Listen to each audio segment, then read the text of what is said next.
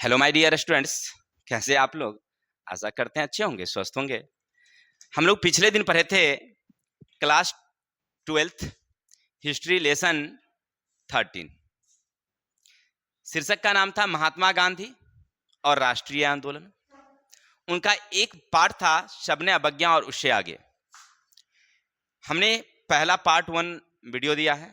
अगर आप वो वीडियो नहीं देखे हैं, सबसे पहले हमारे चैनल पर जाइए। चैनल का नाम है ऑलवेज न्यू 142। वहाँ पर बहुत सारी वीडियो पड़ी है। आपके एग्जाम के लिए जितने भी इंपॉर्टेंट क्वेश्चन होना चाहिए, इन सारे क्वेश्चन को भी हमने मेंशन किया है।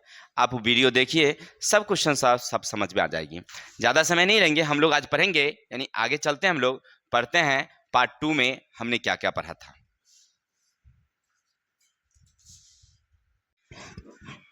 हमने पार्ट 1 में क्या क्या पढ़ा था उनके बारे में थोड़ा सा चर्चा कर लेते हैं। हम लोग पढ़े थे कि महात्मा गांधी के जीवनी के बारे में हमने देखा था कि महात्मा गांधी का जन्म कब हुआ। फिर हम उनके द्वारा चलाए गए जो आंदोलन चंपारण सत्याग्रह और फिर असहयोग आंदोलन के बारे में हमने विस्तार से चर्चा किया था। आज हम लोग पढ़ेंगे, नहीं सॉरी, असहयोग आंदोलन हमने नहीं चर्चा किया था। आज हम लोग पढ़ेंगे असहयोग आंदोलन के बारे में। देखिए, असहयोग आंदोलन क्या है, सुनिएगा। गांधी जी का ऐसा मानना था, गांधी जी का ऐसा मानना था, असहयोग, सहयोग नहीं करो। वे कहते थे कि अंग्रेज हमारे यहाँ इसलिए टिकी हुई है क्योंकि हम उसे क्या करते हैं, अंग्रेज को क्या करते हैं, सहयोग कर रहे हैं। यानी उसके कपड़ा को खरीद रहे हैं, उसके स्कूल में हम अपने बच्चों को पढ़ा रहे हैं, उसके स्कूल में हम पढ़ाने के लिए जा रहे हैं, उसके उद्योग में हम काम कर रहे हैं। इन सब मदद हम कर रहे हैं। अगर हम उनका मदद करना छोड़ दें, उनकी काम करना हम छोड़ दें, तो एक समय ऐसा आएगा वो खुद ब खुद चली जाएगी, उसे मारने की जरूरत नहीं होगी। यानी हमें सहयोग करने की जरूरत है ही नहीं, उसको सहयोग नहीं कीजिए, ठीक है। और इसी का नाम उन्होंने चलाया असहयोग आंदोलन।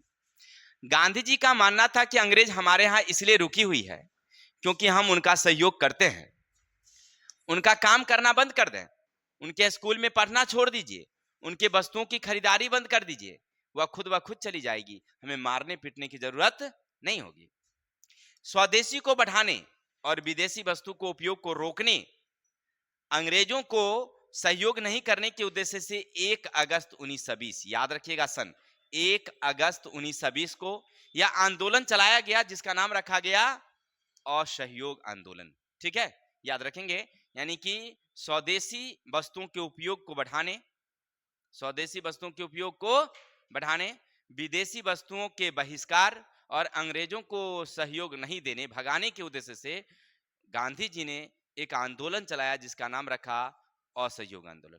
कब चलाया तो याद रखिए, इसकी शुरुआत कब हुई, शंखनाद कब हुई, तो 1 अगस्त 1920 को। ठीक है, याद रहेगा ना, बहुत अच्छा है। चलते हैं। तो उन्होंने उस समय जानते हैं क्या किए, गांधी जी ऐसे गरीब परिवार से नहीं थे, बहुत ऊंचे परिवार से थे। तो उन्होंने लगभग 10 लाख चरखा बांटे थे अपने देश में, 10 लाख चरखा, और लोगों को ये हिदायत दिए थे कि हर भारतीयों का ये कर्तव्य है कि कोई भी अपनी दैनिक उपयोगी चीज अपने पड़ोसी से ही खरीदें। यानी अपने पड़ोसी से खरीदना चाहिए, कोई भी वस्तु बाहर से नहीं खरीदना है, नंबर 1। और हर व्यक्ति को कम से कम 1 घंटा अपने चरखा पर काम करना चाहिए। चरखा पर जब काम करेंगे तो अपना और अपने परिवार के लिए वो कपड़ा खुद ब खुद निर्मित कर लेंगे। अब फिर कपड़े का ही क्यों बात, इसलिए क्योंकि उस समय अंग्रेज हम लोगों के यहाँ ना कपड़ा ही बेचने के लिए मूल रूप से आती थी, इसलिए कपड़ा को ही उन्होंने ज्यादा करके बल दिया था। ठीक है, तो इस तरह से स्वदेशी आंदोलन को बढ़ाया। इस आंदोलन का प्रभाव पड़ा कि बच्चे स्कूल जाना छोड़ दिए, मजदूर अंग्रेजों को काम करना छोड़ दिया, विदेशी वस्तुओं का उपयोग कम हो गया, सभी अपने अपने विदेशी वस्तुओं की होलिका दहन कर दी। यानी जितने भी विदेशी वस्तुएं थी, इन सब का ना क्या कर दिया गया, होलिका दहन, माने माने होली जला दी गई। आप जानते होंगे, एक किताबें पढ़े भी होंगे कि जब इंदिरा गांधी को एक, उनकी जो बुआ थी, इंदिरा गांधी की जो बुआ थी, उनको एक विदेशी डॉल ला करके दी थी, बहुत ही सुंदर डॉल थी, लेकिन विदेशी। जब वो छोटी थी उस समय, जब स्वदेशी आंदोलन चला था, तो उन्होंने अपनी गुड़िया को उसमें क्या कर दिया था, फेंक दिया था। यानी वो डॉल बहुत प्रेम करती थी उसे, लेकिन उस डॉल को ना वो खिलौने को फेंक दी थी कि नहीं, हमको ये विदेशी खिलौने नहीं चाहिए हमें। ठीक है, यानी कहने का अर्थ है कि स्वदेशी आंदोलन काफी आगे बढ़ा। और देखिए उसमें बच्चे लोग स्कूल जाना बंद कर दिए। बच्चे सब स्कूल नहीं जाएंगे भाई, विदेशी यानी अंग्रेजी स्कूल में हम लोग नहीं पढ़ेंगे। मजदूर लोग उनके काम करना बंद कर दिए। जितने कारीगर थे वो काम छोड़ दिए। मैंने बहुत सारे लोग उनके सामान को जो ढोते थे वो छोड़ दिए। नहीं, हमको नहीं, अंग्रेजों का कोई काम नहीं करना है बस। देखिए आंदोलन बहुत बढ़ गया। सरकारी आंकड़ों के अनुसार, याद रखिएगा, एक सरकारी आंकड़ा है, उनके अनुसार 1921 में, केवल 1921 की बात कर रहे हैं, 396 हड़तालें हुई। इतनी हड़तालें अभी तक कभी नहीं हुई थी, इतनी हड़तालें, जिनमें 6 लाख मजदूर शामिल हुए और 70 लाख कार्य दिवस का नुकसान हुआ। देखिए अंग्रेजों को 70 लाख कार्य दिवस, माने एक मजदूर का एक कार्य दिवस होता है, और 70 लाख कार्य दिवस। अब समझ रहे हैं कि 6 लाख मजदूर है और 70 लाख का बात है, तो अंदाज कर लीजिए कि 6 लाख 70 में 6 लाख से भाग कर दीजिए और जितने डिफरेंस आएंगे, तो वो जो है वो उतना दिन तक हड़ताल रहा। माने काफी हड़तालें रही, काफी नुकसान अंग्रेजों को उठाना पड़ा। यानी उनकी मिलें बहुत सारी बंद हो गई थी, विदेश से कपड़ा आना बंद हो गया था, विदेशी वस्तु बिकनी बंद हो गई थी, बहुत सारे, मतलब समझिए कि अंग्रेजों को लगा कि अब यहाँ पर टिक पाना बड़ा ही मुश्किल हो जाएगा। देखिए इसके अलावा महिलाएं भी, शिक्षक, बच्चे, कारीगर, मजदूर, सब बड़ी संख्या में इसमें भाग लिया था। ये बहुत बड़ी आंदोलन थी, गांधी जी द्वारा चलाया गया 1920 में जो असहयोग आंदोलन थी, बहुत बड़ी आंदोलन। गांधी जी को काफी सफलता मिली। अंग्रेज को ना लगा कि कमर ही टूट गया, क्योंकि विदेशी वस्तु ना 1/4 हो गई, 1/4 आना, समझिए इतना कम हो गया था। मैंने जो जहां पर 4 गाड़ी माल आती थी वहां पर अब 1 गाड़ी माल आती थी। इन्हें 1920 से लेकर के 1922 तक में एकदम बहुत कम बिक्री हो गया था। मैंने लगा कि अब यहाँ पर भारत में टिकना बड़ा मुश्किल हो गया है, क्योंकि असहयोग था, कोई लोग किसी खरीद ही नहीं रहा था। अब अंग्रेज करे तो करे क्या, कोई विकल्प नहीं उसके सामने आ रहा था। तब क्या होता है सो देखिए, आंदोलन की लोकप्रियता को देखते हुए, आंदोलन जब इतना बढ़ गया, इसकी लोकप्रियता को देखते हुए बहुत सारे नेता लोग, जैसे जवाहरलाल नेहरू, मौलाना अब्दुल कलाम आजाद, सरदार वल्लभ भाई पटेल, गोप बंधु दास, अजमल खान, सुभाष चंद्र बोस, श्री राजगोपालाचारी जैसे नेता लोग उसमें शामिल हो गए। माने ये लोग देखिए, गांधी जी आए थे और उस समय आंदोलन हुआ था, ऐसी कोई बातें नहीं थी। उससे पहले भी आंदोलन चल रही थी, लेकिन सब अलग अलग चला रहे थे, सब अलग अलग काम कर रहे थे। लेकिन गांधी जी की लोकप्रियता को देख करके, आंदोलन की लोकप्रियता को देख करके बहुत सारे नेता ना इसमें क्या हो गए, शामिल हो गए। कौन कौन लोग, तो याद रखेंगे, जवाहरलाल नेहरू, राजगोपालाचारी, सरदार वल्लभ भाई पटेल, ठीक है ना, मौलाना अब्दुल कलाम आजाद, ये सारे लोग। चलते हैं आगे, देखते हैं क्या हुआ। देखिए इसका असर शहर के अलावे गांव देहात में भी देखने को मिला, और 1857 के बाद यह पहला आंदोलन था जिसने अंग्रेजों की नींव हिला दी थी। 1857 में हम लोग पढ़े थे सैनिक विद्रोह के बारे में। सैनिक विद्रोह जब हुई थी तो उसके नींव को उखाड़ दिया था अंग्रेजों को। अंग्रेजों को लगा था कि अब भारत में टिकना मुश्किल है, लेकिन उसने किसी तरह से नियंत्रण पाया। लेकिन यहाँ तो उसको नियंत्रण ही नहीं आ रहा था, क्योंकि वो तो आंदोलन क्षण भर में आया, क्षण भर में खत्म हो गया। और ये तो 1920 से चला और 1922 तक चला, ये 2 वर्षों तक आंदोलन चला, और 2 वर्षों में अंग्रेज को कोई समझ में नहीं आ रहा था कि क्या किया जाए। वहां तो आंदोलनकारियों को पकड़ पकड़ के मार रहा था, जेल में डाल रहा था, लेकिन यहाँ तो शांतिपूर्ण से आंदोलन हो रही थी। हम सामान नहीं खरीदेंगे तो भाई हमारे पास पैसा नहीं है, नहीं खरीदेंगे। हम अपने सामान बना रहे हैं, हम अपने भी यूज कर रहे हैं। अब अंग्रेज कर भी नहीं पूछ सकता था ना, इसलिए उसको समझ में नहीं आ रहा था कि क्या करें। और आंदोलन इतना तीव्र हो चुका था, और हम आपका विरोध भी नहीं कर रहे हैं, हम आपकी सामान को तो विरोध नहीं कर रहे हैं ना, हम आपके काम में रुकावट नहीं डाल रहे हैं ना, शांति ढंग से चल रहा था। आंदोलन काफी चली थी, अंग्रेज की नींव को हिलाकर रख दिया, अंग्रेज एकदम तंग तंग आ गया था। लेकिन क्या होता है, इसी समय एक दुर्घटना हो जाती है, और उसका नाम है चौरी चौरा घटना। याद रखेंगे, चौरी चौरा कांड। क्या होता है सुनिएगा थोड़ा सा। उत्तर प्रदेश की एक जगह है गोरखपुर, उत्तर प्रदेश का एक जगह है जिनका नाम है, याद रखेंगे, गोरखपुर एक जगह है। गोरखपुर की एक बस्ती है, उसका नाम है चौरी चौरा। वहां पर कुछ जो विदेशी वस्तुओं की दुकानें थी, विदेशी वस्तुओं की दुकानें, उस पर धरना दे दिया था महिलाएं लोग, पुरुष लोग, कि भाई ये विदेशी की दुकान बंद करेंगे। लेकिन वहां का जो मुखिया था उसको बहुत लाभ हो रहा था उससे, तो वह बंद करने के कगार ध्यान पर नहीं था, वह बंद नहीं कर रहा था, और लोग बंद कराने के लिए वहां धरना दे रहे थे। और इन्हीं दोनों के बीच में झड़प हो गई, यानी मुखिया और जो लोग थे जो शांति रूप से आंदोलन चला रहे थे, इन्हीं के बीच में झड़प होती है। अब अंग्रेज वहां पहुंच जाता है, अंग्रेज पुलिस को वह मुखिया बुला लेता है कि भाई ये लोग हमारी दुकान को बंद कर रहे हैं, आप हमारी मदद कीजिए। और मुखिया अंग्रेज से मिला हुआ था, अंग्रेजी सेना वहां आती है, लोग उसका विरोध करते हैं, बस अंग्रेजी पुलिस उसे गोली मार देती है। जैसे गोली चला देती है, कई लोगों को गोलियां लग जाती है, कई लोग मर भी जाते हैं। ये गुस्साए हुए लोग क्या करते हैं, उसको पुलिस को खदेड़ते हुए थाना में घुसा देते हैं। जो उनका थाना था ना, थाने में घुसा देते हैं। आंदोलनकारी क्रोधित हो गया कि भाई अंग्रेज ने हम पर गोली चलाई है। ये लोग शांति लोग से कर रहे थे, ऐसा नहीं कि ये लोग बवाल कर रहे थे। ये लोग मुखिया को कह रहे थे कि विदेशी वस्तुओं की बंद कीजिए दुकानें, विदेशी दुकानें नहीं खुलेगी। और मुखिया खोलने के पर तैयार था कि नहीं हमारी दुकानें खुलेगी। और ये लोग विरोध कर रहे थे, तब तक मुखिया जो है ना पुलिस को बुलवा लेता है। और पुलिस जब आती है, अंग्रेजी पुलिस भीड़ पर जो है गोलियां चला देती है। जैसे चलाती है, बहुत सारे लोगों को लग जाती है गोलियां। अब जैसे एक दो व्यक्ति को गोली लगी, गिरी लोग, बस भीड़ में आक्रोश फैल गया और वो पुलिस को खदेड़ना शुरू किया। पुलिस भागते भागते भागते भागते थाना में घुस गया।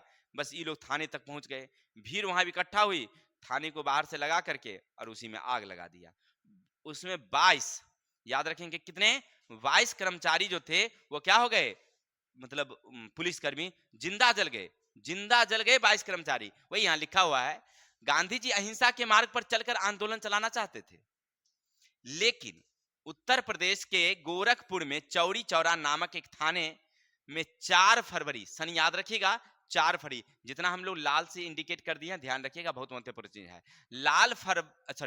4 फरवरी 1922 को कुछ आंदोलनकारियों ने पुलिस के चौकी में आग लगा दिया, जिसमें 22 जिंदा पुलिस जला दिया गया और जिसे बहुत लोगों को नामजद कर दिया गया। अब देखिए, पुलिस तो उसमें जल गई, पुलिस जलने के बाद बहुत सारे लोगों को नामजद किया गया, उनका नाम उसमें आया कि ये लोग जो है ये क्या किए हैं, मतलब जिंदा जलाए हैं।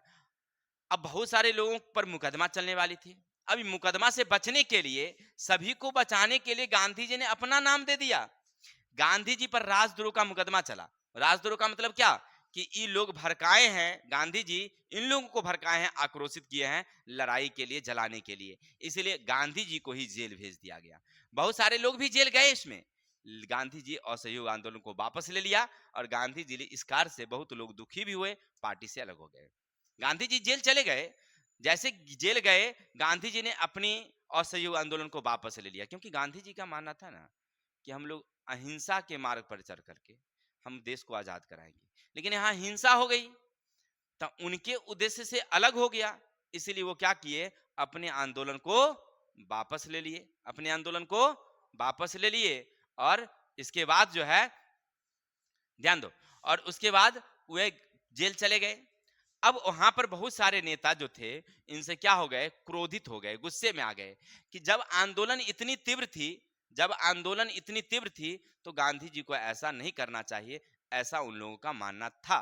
जिनमें थे, याद रखेंगे, इनमें जो लोग थे उनमें चित्तरंजन दास, मोतीलाल नेहरू और विट्ठल भाई पटेल। याद रखेंगे कौन कौन, चित्तरंजन दास, विट्ठल भाई पटेल, मोतीलाल नेहरू और नरसिंह चिंतामन केलकर। ये लोग जो थे गांधी जी के इस कार्य से काफी दुखी हुए और दुखी होने के बाद उन्होंने एक अलग पार्टी की स्थापना की, जिसका नाम रखा स्वराज पार्टी। देखिए, 1922 में चित्तरंजन दास की अध्यक्षता में गांधी जी जेल चले गए। फिर 1922 में, यानी क्योंकि कांग्रेस की अधिवेशन हर वर्ष होती थी, हर साल एक बार बैठक होती थी, भारतीय राष्ट्रीय कांग्रेस, जो 1885 में ए.ओ. हुम ने बना स्थापित किया था। और उसके बाद डब्ल्यू.सी. बनर्जी उसके प्रथम अध्यक्ष चुने गए और हर वर्ष उसकी अधिवेशन होती थी, कभी कलकत्ता, कभी दिल्ली, कभी इलाहाबाद, हर जगह बदल बदल करके होती थी, लेकिन कभी कभी जरूरत होती तो साल में 2 बार भी होती थी। तो अध्यक्षता में कांग्रेस का अधिवेशन हुआ, जिसमें विधान परिषद में प्रवेश न लेने का प्रस्ताव पारित हो गया। माने कहने का अर्थ है कि चित्तरंजन दास चाहते थे कि हम लोग विधान परिषद में शामिल होंगे, लेकिन कांग्रेस के अन्य जो सदस्य थे वो कह रहे थे कि हम लोग विधान परिषद में पारित मतलब नहीं प्रवेश करेंगे। और परिणाम स्वरूप चित्तरंजन दास इसके विरोध में बाहर निकल गए कि भाई हम लोग ऐसा नहीं करेंगे, आप लोग हमारी बात को नहीं सुनते हैं तो हम पार्टी में नहीं रहेंगे। यानी कहने का अर्थ है कि चित्तरंजन दास की अध्यक्षता में ही पार्टी की बैठक हुई, लेकिन अन्य सदस्य ने पारित कर लिया कि नहीं, हम लोग विधान परिषद में शामिल नहीं होंगे। और चित्तरंजन दास का मानना था कि हम विधान परिषद में शामिल होंगे।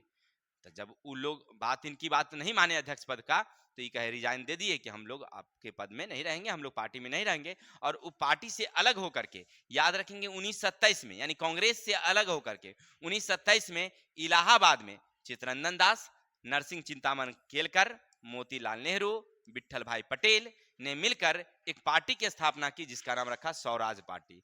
और इस पार्टी की पहली मांग थी हमें आजादी चाहिए। देखिए गांधी जी अभी तक, गांधी जी थे या उनके राजनीतिक गुरु गोपाल कृष्ण गोखले, इसके अलावा बाल गंगाधर तिलक और सारे लोग थे पार्टी के लोग, ये लोग कहते थे कि अंग्रेजों को शासन में सुधार करो। अभी तक उनकी क्या मांग थी? शासन में सुधार करो। लेकिन पहली बार चित्तरंजन दास और मोतीलाल नेहरू का मांग हुआ कि नहीं, अब हमें सुधार नहीं है, हमें आजादी चाहिए। स्वराज पार्टी इसीलिए उसका नाम रखा गया कि हमें अपनी राज अब चाहिए, हमारा अपना संविधान चाहिए। याद रखेंगे उन्होंने क्या रखा? अपनी संविधान की मांग रखी और स्वदेश की मांग की। कौन? स्वराज पार्टी ने अंग्रेजों से पहली मांग की। चलिए आगे चलते हैं। इसी तरह से देश में लगातार नए नए समितियों की बैठक हो रही थी, नए नए मतलब चल रहे थे कार्य। लेकिन इसी बीच अंग्रेजों ने क्या किया सो देखिए। जब हमारे देश में जलियांवाला बाग हत्याकांड हुआ, रॉलेट एक्ट आया, पूरे देश में आक्रोश थी। और उसके बाद असहयोग आंदोलन, असहयोग आंदोलन के कारण उसकी बिक्री बहुत सामान की बंद हो गई, बहुत सारे लोग उसका काम करना छोड़ दिए। तो अंग्रेजों को लगा कि भारत में कुछ ना कुछ सुधार करना पड़ेगा, कुछ ना कुछ काम करना पड़ेगा। इसीलिए जांच समिति के रूप में, जांच समिति के रूप में एक समिति बनाई जिसका नाम था साइमन कमीशन। साइमन कमीशन इसलिए नाम रखा गया क्योंकि उसकी अध्यक्षता कर रहे थे सर जॉन साइमन। याद रखेंगे उस समिति में 9 लोग थे और उस समिति की अध्यक्षता कौन कर रहे थे? सर जॉन साइमन कर रहे थे, इसलिए उसका नाम रखा गया साइमन कमीशन। ठीक है, देखिए साइमन कमीशन। रॉलेट एक्ट के बाद भारत में अशांति फैल गई, रॉलेट एक्ट के बाद भारत में, और जलियांवाला बाग हत्याकांड के बाद अंग्रेज विरोधी कार्य तेजी से बढ़ गया। परिणाम 1920 में असहयोग आंदोलन के कारण अंग्रेजों को लगा कि कुछ करना चाहिए। यानी जब देखा कि रॉलेट एक्ट लगाया, इससे यहाँ के लोगों के आक्रोश, जलियांवाला बाग हत्याकांड में लगभग हजारों लोग मारे गए, इससे लोगों में आक्रोश। फिर 1920 का महात्मा गांधी का जब सहयोग मिला तो पूरे देश में आंदोलन चली। परिणाम हुआ बहुत सारे लोग विदेशी वस्तुओं का उपयोग करना छोड़ दिए, अंग्रेजों के सामान की बिक्री कम हो गई। तो उसका दिमाग ठनका, अरे यार कुछ करो, नहीं तो भारत भी भाग जाएगा तो यहाँ से। फिर उसने क्या किया? 1928 में सर जॉन साइमन की अध्यक्षता में एक कमीशन को कहां भेजी? भारत भेजी। और भारत जब वो आता है तो क्या होता है सुनिएगा। जब वह 3 फरवरी 1928, याद रखिएगा 3 फरवरी 1928, सर जॉन साइमन की अध्यक्षता में एक समिति भारत आई जिसका नाम था साइमन कमीशन। और जानते हैं ये मुंबई में जब ये 3 तारीख को पहुंचती है, यानी 3 फरवरी को जब वो मुंबई में पहुंचती है, हम लोग उसको काले झंडे से स्वागत किए। काले झंडे से पूरा मुंबई हड़ताल किया गया, बंद कर दिया गया, जुलूसे निकालेगी, नारा लगाया गया साइमन कमीशन वापस जाओ, साइमन कमीशन वापस जाओ। और काले झंडे से हमने उसका स्वागत किया। आंदोलन तो काफी तीव्र हो रही थी, लेकिन इस जो विरोध आंदोलन चल रहे थे इसकी अध्यक्षता कर रहे थे लाला लाजपत राय। कौन कर रहे थे? लाला लाजपत राय। उस भीड़ में लाला लाजपत राय पर बेरहमी से अंग्रेजों ने लाठी चलाई, क्योंकि ये सबसे बड़े वृद्ध थे, सबसे आगे आगे यही चल रहे थे, और अंग्रेजों ने इनको बड़ी बेरहमी से पीटा, बड़ी बेरहमी से। फिर इसके 2 दिन बाद इनकी मृत्यु हो जाती है। इतना इनको मारता है अंग्रेज, इतना मारता है, मारने के कारण उनकी मृत्यु हो जाती है 2 दिनों बाद। यानी कि यही साइमन कमीशन के विरोध में, और उन्होंने नारा लगाया साइमन कमीशन वापस जाओ, और विरोध में लाला लाजपत की मृत्यु हो जाती है। ठीक है, अब चलते हैं, अगला हमारा आंदोलन है शबने अवज्ञा आंदोलन। ठीक है, थोड़ा ध्यान दीजिएगा।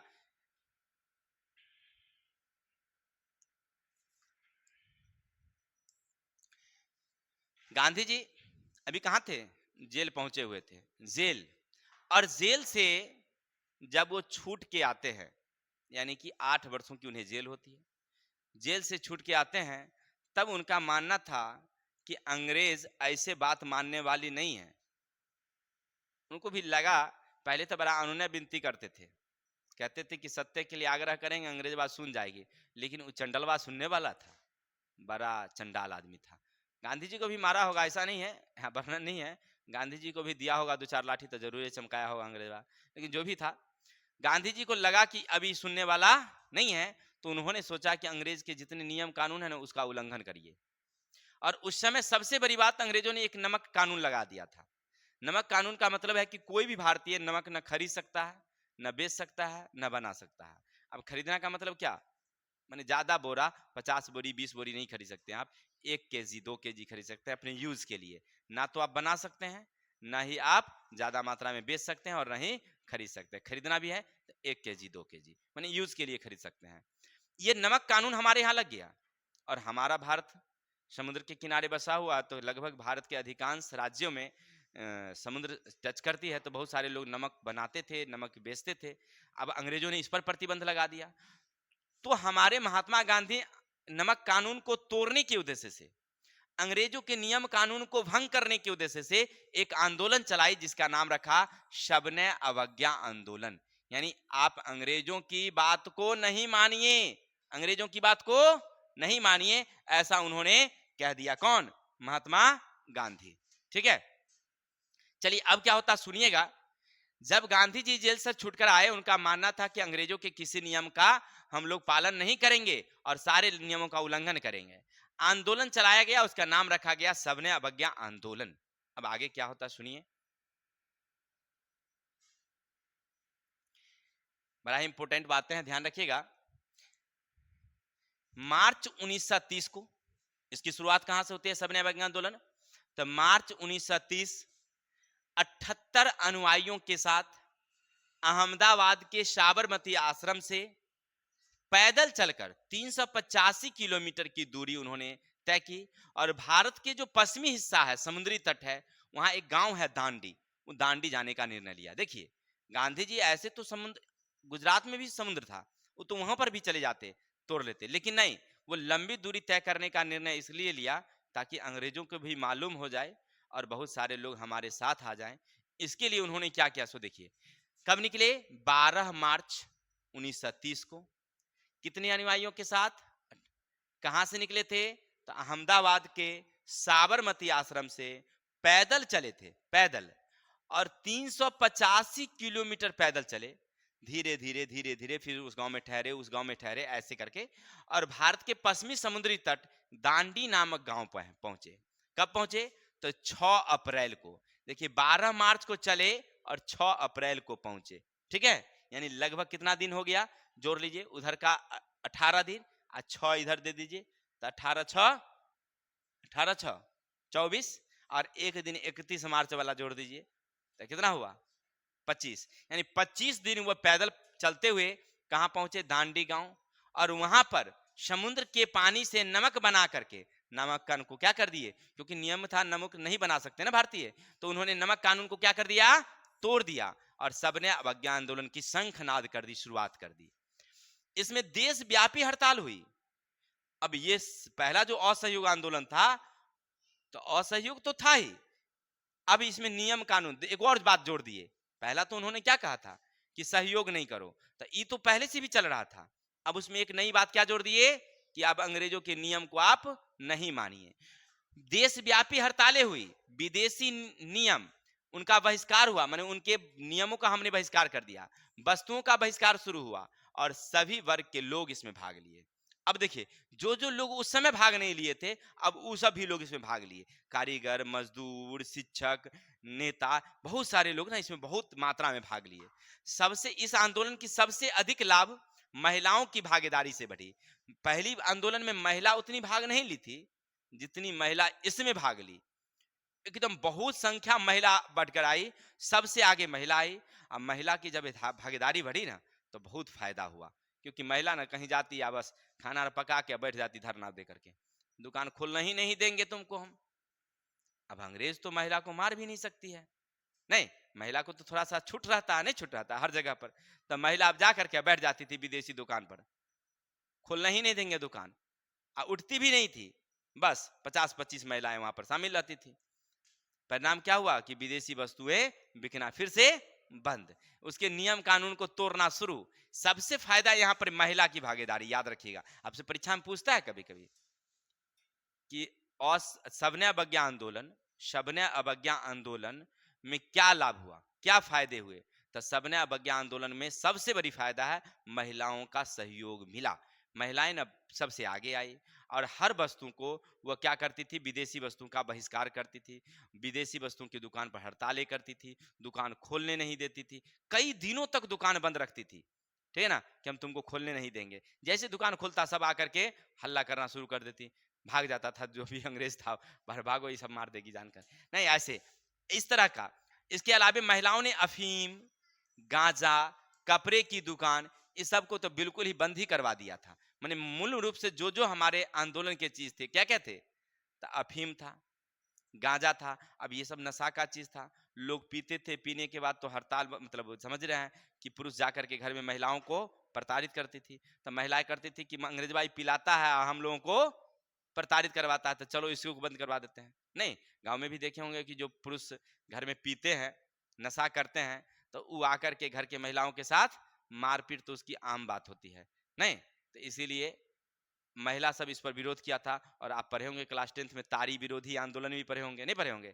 तो ये जरूरी है, ऐसे नशा करने वाले लोग करते हैं लेकिन ये नहीं करना चाहिए। चलिए, तो महिलाओं ने इसमें भाग लिया और कई दिनों तक बंद रखी दुकान पे। यह आंदोलन भारत की स्वतंत्रता की मांग को अधिक गंभीरता से लेने के लिए मजबूर कर दिया।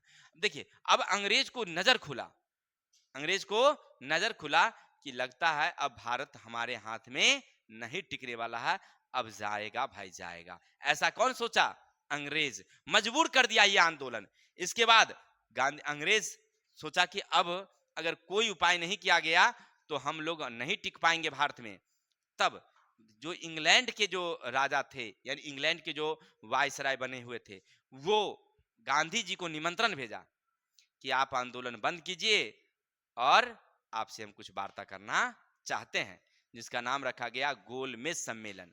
गांधी जी नहीं जाते हैं, पहले गोलमेज सम्मेलन में जाते हैं, दूसरे में नहीं जाते हैं, ऐसे करके 3 गोलमेज सम्मेलन होता है। वो देखेंगे हम लोग, कल देखेंगे। लेकिन फिलहाल समझिए कि गांधी जी वहां पर जाते भी हैं तो उनकी बात नहीं सुनी जाती है। तो क्या क्या होता है उनके बारे में हम लोग कल देखेंगे। फिलहाल आपने क्या क्या समझा, थोड़ा सा हम एक नजर पीछे से देख लेते हैं। हमने पहले पढ़ा, पहले क्या पढ़ा हमने कि असहयोग आंदोलन, यानी कि गांधी जी का मानना था कि अंग्रेज हमारे लिए यहाँ इसलिए टिकी हुई है क्योंकि हम लोग उसका सहयोग करते हैं, अगर हम उसका सहयोग नहीं करेंगे खुद ब खुद चली जाएगी। इसीलिए उन्होंने 1 अगस्त 1920 का एक आंदोलन चलाया जिसका नाम रखा असहयोग। परिणाम हुआ हम लोग देसी वस्तु का उपयोग छोड़ दिए, देसी वस्तु का हमने उपयोग तेजी से बढ़ाया।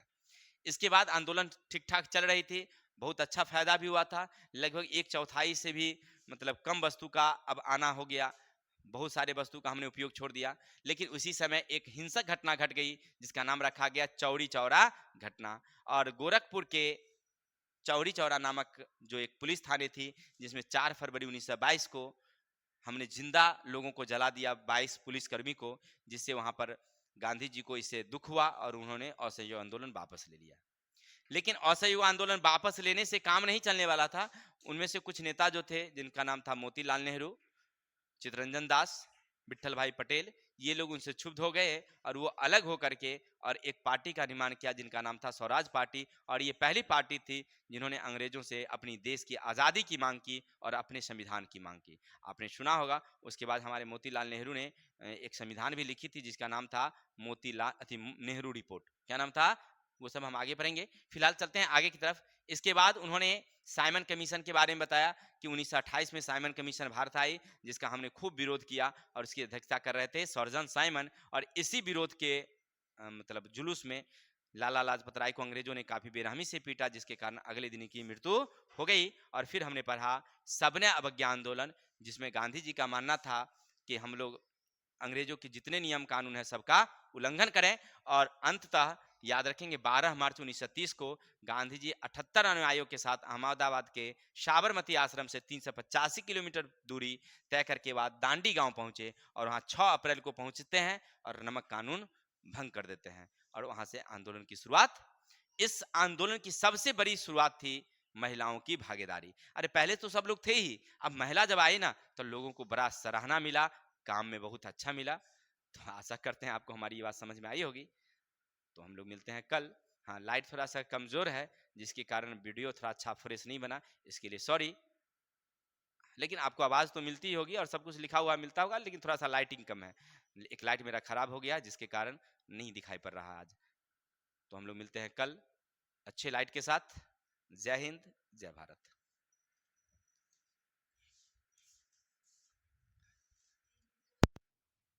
नहीं ठीक है, लाइट नहीं कैसा